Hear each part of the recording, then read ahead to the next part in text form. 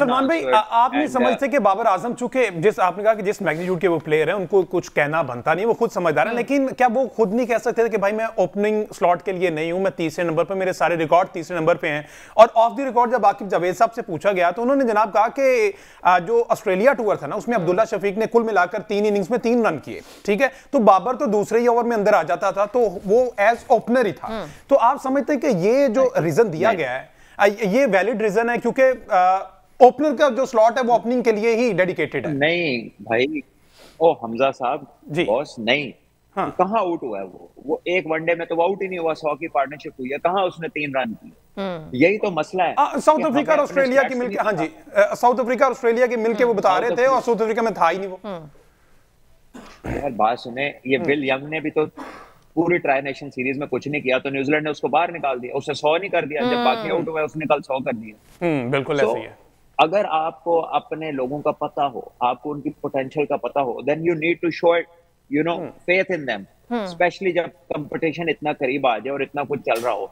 अब जो प्लेयरों को आपने 2-2 साल से वनडे में डिस्कस ही नहीं किया कि वापस लेकर आना है, और अचानक आप उन्हें इतने बड़े इवेंट के अंदर ला के और उनसे वो काम करा रहे हो जो वो पहले करते ही नहीं रहे, तो you are creating a double jeopardy, not only for the players but for yourself, क्योंकि इन सवालों का जवाब कोई नहीं होगा। अगर टीम इसमें अगला मैच नहीं जीतती, खुदा न खास्ता रिजल्ट्स आपके जो आप चाहते हैं वो नहीं आते, तो क्या जवाब होगा ये सारी एक्सरसाइज का?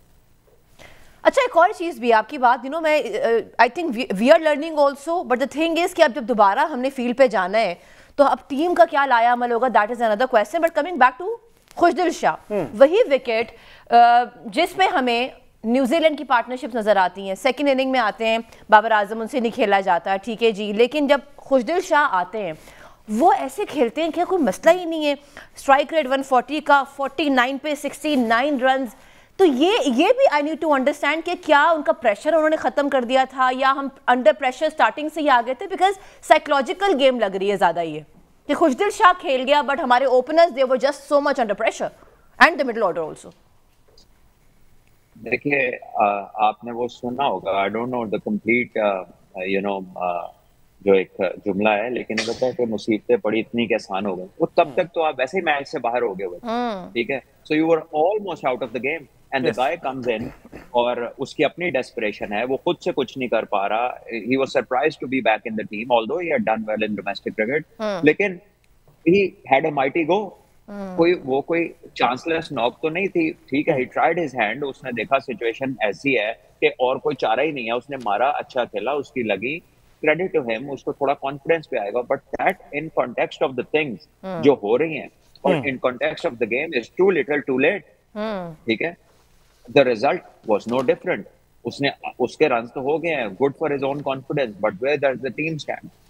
तो मैं I do not mean to belittle what he has done, but the point is कि जब आप आते हैं और हर चीज वैसे ही खत्म तकरीबन हुई होती है, ऊपर से सारे आउट हो गए होते हैं, तो वो प्रेशर जिसका आप जिक्र कर रही हैं ना, वो प्रेशर होता नहीं है फिर, ठीक है।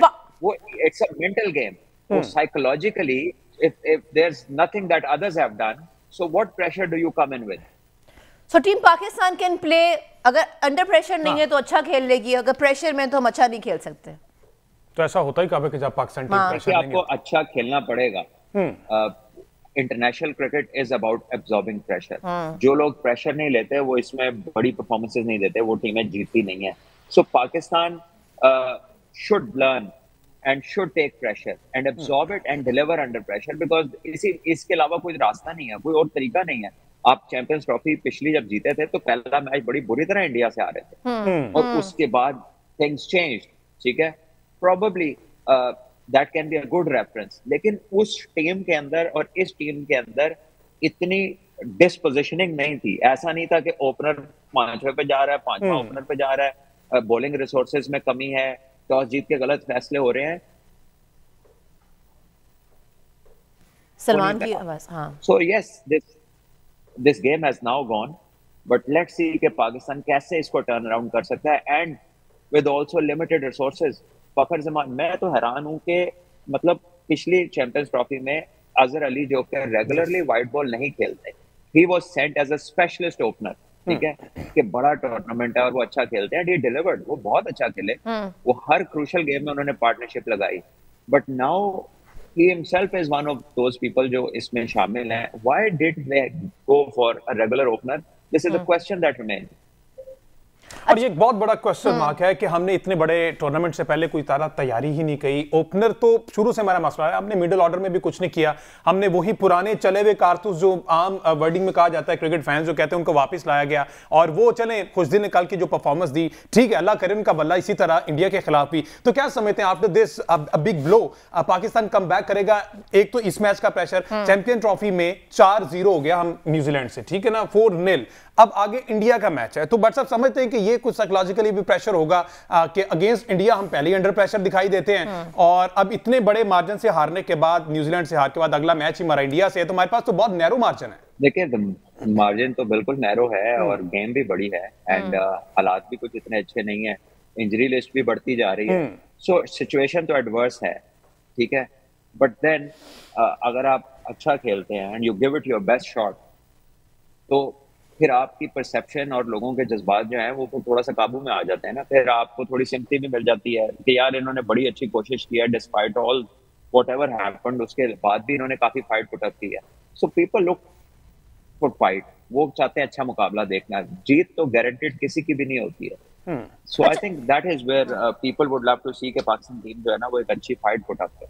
अच्छा, मैं बस रिजवान की डिसमिसल के ऊपर बात भी करना चाहती हूँ, बिकॉज ऑफ कोर्स हमारी उनसे भी उम्मीदें थी. अगेन 14 बॉल्स पे 3 रन किए उन्होंने, और जिस तरीके से कैच किया गया, मैं ये भी सोच रही थी कि बाकी टीम्स जिस तरीके से ये लोग फिट हैं, जैसे मर्जी कैच करें इंजर्ड नहीं होते. हम तो फिजिकली फिट भी नजर नहीं आ रहे. जैसे मर्जी कैच करें इंजर्ड नहीं होते. फिजिकली फिट भी नजर नहीं आ रहे हैं.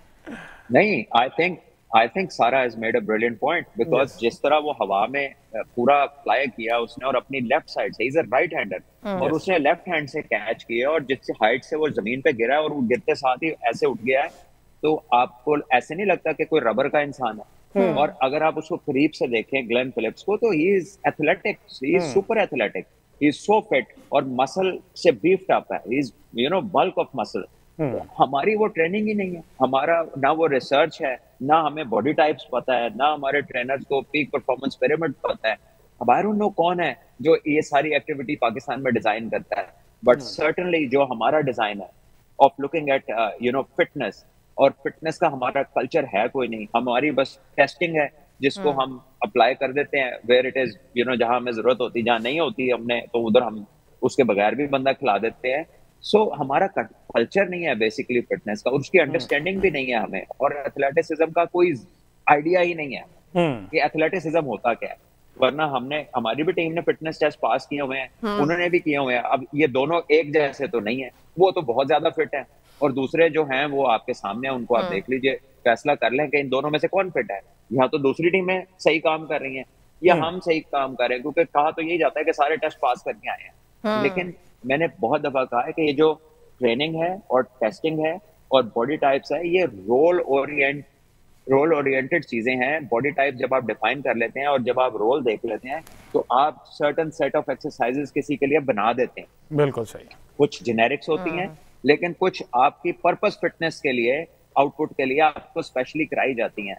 और पावर हिटिंग की बात करते हैं, मुझे बताएं ना, कितने छक्के हम मारते हैं, कितनी दूर हमारी हिट जाती है और दूसरी टीम कैसी करती है, और क्या हम फिजिकली अपने आप को एथलीट से रिलेट कर सकते हैं? This is I think something for their fitness trainers to answer.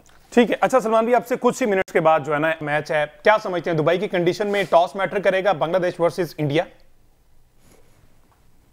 It depends. I have not been to Dubai recently, के रात का पता नहीं है मुझे कि उधर ऑस पड़ी है नहीं पड़ी है, और अगर ऑस पड़ी है कितनी पड़ी है, whether a team would prefer to bowl first because of the dew. वो तो ड्यू की मतलब उसकी फ्रीक्वेंसी देख के आप बता सकते हैं, बट इंडिया वहां पर इतने स्पिनर्स के साथ गई है, तो मे बी कंडीशंस जो है वो स्पिनर फ्रेंडली हो. ऑल्दो के दुबई में हमने देखा कि फास्ट बॉलर्स को भी काफी सपोर्ट मिलती है, टाइम में वो ज्यादा विकेट भी लेते हैं. सो वी शैल सी के पिच कैसी है, but India playing Bangladesh, I think toss इतना बड़ा सवाल नहीं होगा. Either way India is a heavyweight और बांग्लादेश को बहुत ही अच्छा खेलना पड़ेगा उन्हें हराने के लिए.